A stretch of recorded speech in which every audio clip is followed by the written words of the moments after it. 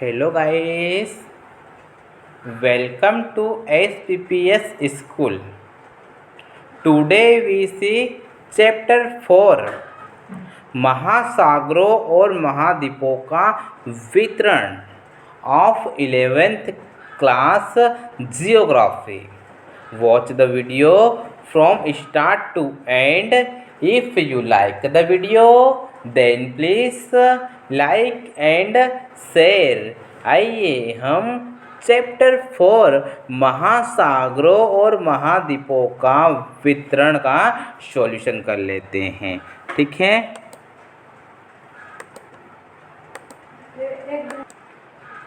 इसमें हम first question देखते हैं। बहुवैकल्पिक प्रश्न, निम्न में से किसने सर्वप्रथम यूरोप, अफ्रीका व अमेरिका के साथ स्थित होने की संभावना व्यक्त की? ठीक है, निम्न में से किसने सर्वप्रथम यूरोप, अफ्रीका व अमेरिका के साथ स्थित होने की संभावना व्यक्त की? ऑप्शन देखते हैं। Alfred Wegener, Abraham Ortelius, Antonio Pellegrini, Edmund Hess. तो इसका राइट आंसर आएगा अब्राहम आर्टेलियस। ठीक है, अब्राहम आर्टेलियस। नेक्स्ट देखते हैं, पोलर फ्लिंग बल, पोलर फ्लिंग फोर्स निम्नलिखित में से किससे संबंधित है? पोलर फ्लिंग बल, पोलर फ्लिंग फोर्स निम्नलिखित में से किससे संबंधित है? ऑप्शन देखते हैं। पृथ्वी की परिक्रमण, पृथ्वी का घूर्णन, गुरुत्वाकर्षण, ज्वारीय बल। तो इसका राइट आंसर आ जाएगा पृथ्वी का घूर्णन। ठीक है, इनमें से कौन सी लघु माइनर प्लेट नहीं है?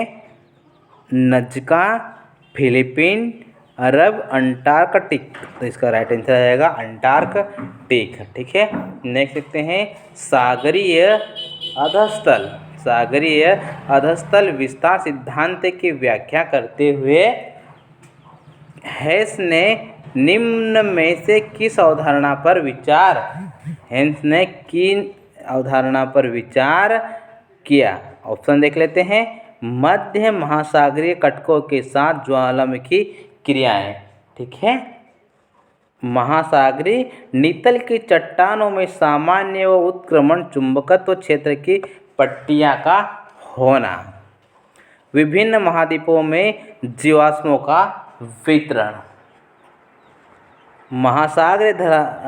महासागरीय तल की चट्टानों की आयु। तो इसमें से राइट आंसर आ जाएगा विभिन्न महाद्वीपों में जीवाश्मों का वितरण। ठीक है, नेक्स्ट देखते हैं, हिमालयी पर्वतों के साथ भारतीय प्लेट की सीमा, हिमालयी पर्वतों के साथ भारतीय प्लेट की सीमा किस तरह की प्लेट सीमा है? ऑप्शन देखते हैं। महासागरीय महाद्वीपीय अभिसरण, अपसारी सीमा, रूपांतर सीमा, महाद्वीप महाद्वीपीय अभिसरण। ठीक है, तो इसका राइट आंसर आ जाएगा महाद्वीपीय महाद्वीपीय अभिसरण। ठीक है, महाद्वीपीय महाद्वीपीय अभिसरण। नेक्स्ट क्वेश्चन देखते हैं, निम्नलिखित प्रश्नों के उत्तर लगभग 30 शब्दों में दीजिए। ठीक है, निम्नलिखित प्रश्नों के उत्तर लगभग 30 शब्दों में दीजिए। फर्स्ट क्वेश्चन देखते हैं, महाद्वीपों के प्रवाह के लिए वेगनर ने निम्नलिखित में से किन बलों का उल्लेख किया?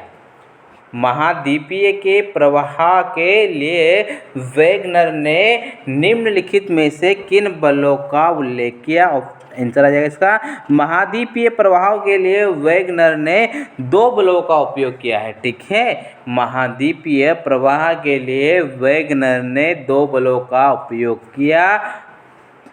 पोलर या ध्रुवीय फ्लिंग बल, ठीक है, पोलर या ध्रुवीय फ्लिंग बल, ज्वारीय बल, ध्रुवीय फ्लिंग बल पृथ्वी के घूर्णन से संबंधित है। ठीक है, ज्वारीय बल ध्रुवीय प्लेइंग बल पृथ्वी के घूर्णन से संबंधित है। पृथ्वी की आकृति एक संपूर्ण गोले जैसे नहीं है, वरना यह भूमध्य रेखा पर उभरी हुई है। यह उभार पृथ्वी के घूर्णन के कारण है। दूसरा बल जो वेगनर महोदय ने सुझाया वह ज्वारीय बल है, जो सूर्य व चंद्रमा के आकर्षण से संबंध है, जिससे महासागरों में ज्वार पैदा होती है। वेगनर का मानना था कि करोड़ों वर्षों के दौरान बल प्रभावशाली होकर विस्थापन के लिए सक्षम हो जाएंगे। ठीक है, नेक्स्ट क्वेश्चन देखते हैं। मेटल में संवहन धाराओं के आरंभ होने और बने रहने के क्या कारण है? ठीक है, क्वेश्चन को ठीक समझेगा। मेटल में संवहन धाराओं के आरंभ होने और बने रहने के क्या कारण है? इसका आंसर देखते हैं। संवहन धाराएं रेडियो एक्टिव तत्वों से उत्पन्न ताप भिन्नता के कारण मेंटल भाग में उत्पन्न होती है। होम्स ने तर्क दिया कि पूरे मेंटल भाग में इस प्रकार की धाराओं की, ठीक है, इस प्रकार की धाराओं की तंत्र विद्यमान है। यहाँ उन प्रवाह बलों की व्याख्या प्रस्तुत करने का प्रयास था जिसके आधार पर समकालीन वैज्ञानिकों ने महाद्वीप विस्थापन सिद्धांतों को नकार दिया। नेक्स्ट देखते हैं। प्लेट के रूपांतर सीमा, अभिसरण सीमा और अपसारी सीमा में मुख्य अंतर क्या है? प्लेट की रूपांतर सीमा, अभिसरण सीमा और अपसारी सीमा में भूमध्य अंतर क्या है? इसका आंसर देखते हैं। प्लेट की रूपांतर सीमा, अभिसरण सीमा और अपसारी सीमा में निम्न अंतर है। प्लेट की रूपांतर सीमा जहाँ न तो नई प्रॉपर्टी का निर्माण होता है और न ही प्रॉपर्टी का विनाश होता है। ठीक है, जहाँ पे न तो नई प्रॉपर्टी का निर्माण होता है और न ही प्रॉपर्टी का विनाश होता है, उन्हें रूपांतर सीमा कहते हैं। अभिसरण सीमा जब एक प्लेट दूसरी प्लेट के नीचे धंसती है, ठीक है, इसे ध्यान से समझेगा।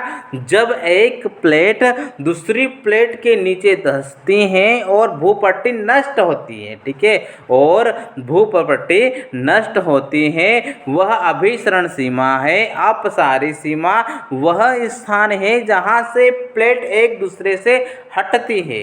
ठीक है, अपसारी सीमा वह स्थान है जहाँ से प्लेट एक दूसरे से हटती है, अपसारी सीमा कहलाती है। इसका सबसे अच्छा उदाहरण मध्य अटलांटिक का कटक है। नेक्स्ट क्वेश्चन देखते हैं। दक्कन ट्रैप के निर्माण के दौरान भारतीय स्थलखंड की स्थिति क्या थी? दक्कन ट्रैप के निर्माण के दौरान भारतीय स्थलखंड की स्थिति क्या थी? इसका आंसर देखते हैं। आज से 14 करोड़ वर्ष पहले भारतीय प्लेट सुदूर दक्षिण में 50 डिग्री दक्षिण अक्षांश पर स्थित था। भारतीय प्लेट और यूरेशियन प्लेट को टेथिस सागर अलग करता था। ठीक है, भारतीय प्लेट और यूरेशियन प्लेट को टेथिस सागर अलग करता था और तिब्बतीय खंड एशियाई स्थलखंड के करीब था। भारतीय प्लेट के एशियाई प्लेट की तरफ प्रवाह के दौरान एक प्रमुख घटना घटी, वह थी लावा प्रवाह से दक्कन ट्रैप का निर्माण होना। ऐसा लगभग 6 करोड़ वर्ष पहले आरंभ हुआ, जो एक लंबे समय तक जारी रहा। ठीक है, नेक्स्ट क्वेश्चन देखते हैं। महाद्वीपीय विस्थापन सिद्धांत व प्लेट विवर्तनिक सिद्धांत में मूलभूत अंतर बताइए। क्वेश्चन को ठीक समझेगा। महाद्वीपीय विस्थापन सिद्धांत व प्लेट विवर्तनिक सिद्धांत में मूलभूत अंतर बताइए। इसका आंसर देखते हैं। महाद्वीपीय विस्थापन सिद्धांत महाद्वीपीय विस्थापन सिद्धांत की आधारभूत संरचना यह थी कि सभी महाद्वीप पहले एक ही भूखंड के भाग थे। ठीक है, सभी महाद्वीप पहले एक ही भूखंड के भाग थे, जिसे पेजिया नाम दिया गया था। ये भूखंड एक बड़े महासागर से घिरा हुआ था। वेगनर के अनुसार लगभग 20 करोड़ वर्ष पहले, ठीक है, वेगनर के अनुसार लगभग 20 करोड़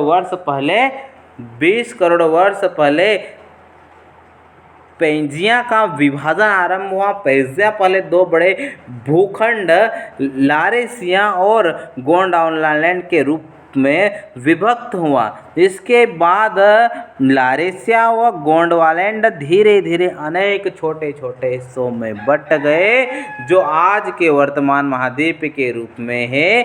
प्लेट विवर्तन के सिद्धांत के अनुसार पृथ्वी के स्थलमंडल को 7 मुख्य प्लेटों व कुछ छोटी प्लेटों में विभक्त किया जाता है। नवीन वलित पर्वत श्रेणियां, खाइयां और भ्रंश इन मुख्य प्लेटों को सीमांकित करते हैं। महाद्वीप एक प्लेट का हिस्सा है। ठीक है, महाद्वीप एक प्लेट का हिस्सा है और प्लेट गतिमान है। वेगनर की संकल्पना कि केवल महाद्वीप ही गतिमान है, सही नहीं है। ठीक है।